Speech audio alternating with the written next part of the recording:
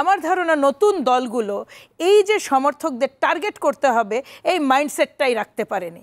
কারণ শুরু থেকেই যারা এটা যদিও কৌশলগতভাবে একটা দলকে আপনি রাজনৈতিকভাবে নিষিদ্ধ করতে পারেন ভাই, কিন্তু একটা দলকে আসলে যদি আপনাকে নির্মূল করতে হয় তাকে সমর্থক শূন্য করে দিতে হবে। যে কোনো রাজনৈতিক দলের একমাত্র শক্তি হচ্ছে তার সমর্থন, যেটা একেবারে মাঠ পর্যায়ে ছড়িয়ে আছে। এই সমর্থন শূন্য কিভাবে আপনি করবেন?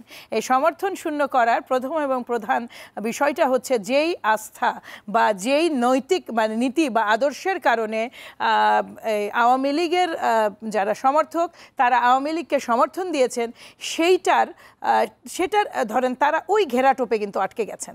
সেই নীতি বা আদর্শ নিয়ে আর কোনো চয়েস তাদের সামনে যদি আসে তাহলে হয়তো বা আপনি তখন দেখবেন যে একটা বড় অংশ বের হয়ে যাওয়ার সুযোগ পেয়ে বেরিয়ে গেছেন।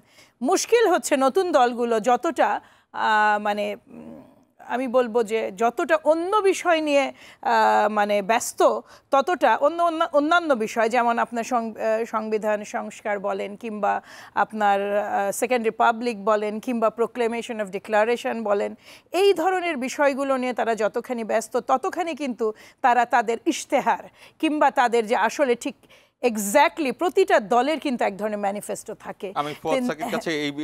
কারণ হচ্ছে আপনার যে আদর্শ, যে উনি খুব স্পষ্ট করে বলেছেন যে উনি কি চাইছেন, উনাদের একটা সার্বভৌমত্ব সংগঠন আছে, কিন্তু একটা দল কখন কানেক্ট করে জনগণকে?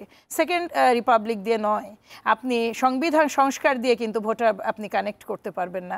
আপনার ভোটার কানেক্ট করতে হলে আপনার দলীয় যে ইশতেহার যেটা মানুষের জীবনের প্রতিদিনের সমস্যাকে টাচ করে সেইখানে আপনাকে কাজ করতে হবে।